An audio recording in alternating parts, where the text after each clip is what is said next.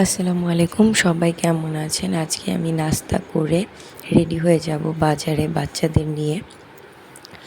তো বাচ্চাদের নিয়ে বের হয়ে গিয়েছিলাম বাজারে। বাজার থেকে কী নিয়ে আসছি সেটাই দেখিয়ে দিব, কারণ বের হলে একটা বাচ্চা কোলে আরেকজন হাঁটতে পারে।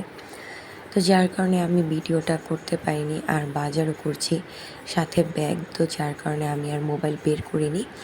তো কী নিয়ে এসেছি সেটা আপনাদেরকে দেখিয়ে দিচ্ছি। টমেটো নিয়ে এসেছি, তারপর হচ্ছে আরও সবজি এনেছি। এখানে আছে ঢ্যাঁড়স আর বরবটি। তারপর হচ্ছে এখানে রয়ে গিয়েছে আরও শুকনা সদাইও নিয়ে আসছি আমি। যখন ওর বাবা সময় পায় না তখন আমার সব বাজার সদাই একাই করতে হয়, যেহেতু আমার বাসায় কেউ নেই। আমার আশেপাশে অনেক আত্মীয় স্বজন আছে, কিন্তু আমাকে সাহায্য করার মতো আসলে কেউ নেই। তবে আমাকে উপদেশ দেওয়ার মানুষও অনেক আছেন, কিন্তু আমাকে সাহায্য করার মতো কেউ নেই। তবে আমার যখন অনেক বিপদ হয়ে যায় বা আমি বিপদে পড়ে যাই, তখন আল্লাহ আমাকে অনেক সহায়তা করেন। তো যার কারণে আমার আলহামদুলিল্লাহ সবসময় বলা উচিত, কিন্তু আমি আসলে বলতে পারি না বা মনে থাকে না। তো আল্লাহর কাছে সবসময় কৃতজ্ঞ থাকব।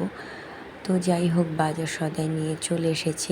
যখন এত কিছু বাজার, এখানে কিন্তু 5 কেজি চাল, 2 কেজি আটা, 1 কেজি হুইলের গুঁড়া, এখানে 8 কেজি, 2 লিটার তেল, 10-12 কেজির মতো ওজনের, আর শাকসবজি তো আছেই।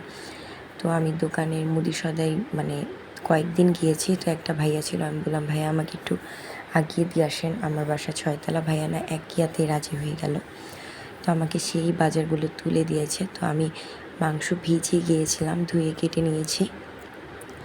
আর এখানে ভাত, তারপর হচ্ছে আমি বরবটি আলু দিয়ে টমেটো দিয়ে ভাজি করব।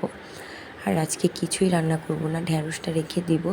তো মাংসটা আমি বসিয়ে দিব এখন। পেঁয়াজ, তারপর হচ্ছে তেজপাতা, তেল দিয়ে ভেজে নিব। আমার মাংস রান্না আপনারা সবাই জানে কিভাবে রান্না করি, আর একটু তেল লাগবে, তেল কম হয়ে গিয়েছে।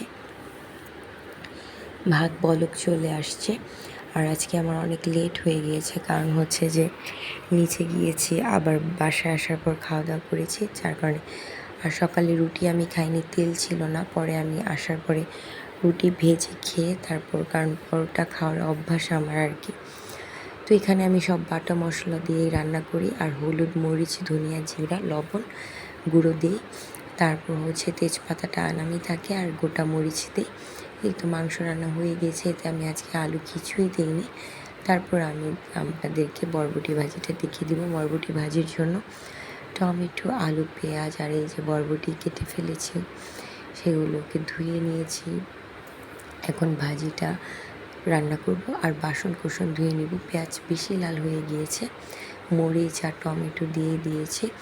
আমি কোনো ভাজিতেই হলুদের গুঁড়া, মরিচের গুঁড়া ব্যবহার করি না। আমি ভাজিতে লবণ, হলুদের গুঁড়া, আমি ভাজিতে লবণ, জিরার গুঁড়া, ধনিয়ার গুঁড়া আর কাঁচা মরিচ ব্যবহার করি। তো এই জন্য আমার টমেটো দিলে ভাজিটা সুন্দর কালারফুল হয়, খেতে ভালো লাগে। আর আপনারা যারা টমেটো খান না তারা তো একেবারেই বিরক্ত হয়ে যাবেন আমার রান্না দেখলে। তবে হ্যাঁ, আমি যেভাবে রান্না করছি আপনারা যদি খেয়ে দেখেন, তবে আপনারা টমেটোর ফ্যান হয়ে যাবেন, সেটাও আমি বলে দিলাম। তারপর হচ্ছে এই তো রান্না হয়ে গিয়েছে। তারপর তো আমার বাসায় অনেক কাজ রয়ে গিয়েছে, ঘর মোছা, কাপড় ধোয়া, বাচ্চাদের ঘুম পাড়ানো, খাওয়া দাওয়া, একটার পর একটা আমার চলতেই থাকে সংসারের কাজ। সাথে আমি আবার আপনাদের জন্য একটু টুকিটাকি ভিডিও করি। তো সব কিছু মিলে আমি ব্যস্ত, আর নামাজ কালাম তো আছেই। তো যাই হোক, আল্লাহ সবার জন্যই আছেন, শুধু আমার জন্য একা না। আমরা যারা নামাজ কালাম পড়ি না তাদের জন্য আল্লাহ আছেন, আবার যারা নামাজ কালাম পড়ি তাদের জন্য, তাই না? আল্লাহ সবাইকেই ভালোবাসেন, আল্লাহ সবার জন্যই জান্নাত রেডি করে রেখেছেন, তবে তার কর্মফলের মাধ্যমে। তো আমাদের কর্মফল আমরা দুনিয়াতে, কবরে আর হচ্ছে মৃত্যুর পর পেয়েই যাব। তবে আল্লাহ আমাদের সবাইকে মাফ করুক, সবাইকে ভালো রাখুক। আমরা যে কত নিয়ামত খাই প্রতিদিন, তার কোনো হিসেব নেই। তার জন্য আমাদের আলহামদুলিল্লাহ বলা উচিত, শুকরিয়া আদায় করা উচিত। তো আমরা কিছুটাই করি না আসলে।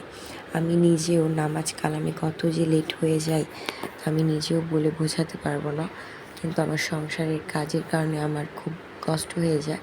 টাইমলি নামাজ কালাম করা, খাবার দাবার খাওয়া, বড় বাচ্চাকে খাবার খাওয়ানো, ছোট বাচ্চার খাবার অনিয়ম হয়ে যায়, আল্লাহ হয়তো একসময় ঠিকই মাফ করে দিবেন, তাই না? আপনারা সবাই ভালো থাকবেন, আমার জন্য দোয়া করবেন। আমার ভিডিও যদি ভালো লাগে লাইক কমেন্ট শেয়ার করে পাশে থাকবেন। ভাজিটা তুলে নিয়ে আমি বাসন কোসন ধুয়ে রান্নাঘরটা একদম মুছে নিয়েছি। রান্নাঘর এলোমেলো, অগোছালো, অপরিষ্কার থাকলে আমার একেবারেই ভালো থাকে না, আর তেলাপোকা আসে। সবাই ভালো থাকবেন, আজকে এই পর্যন্ত।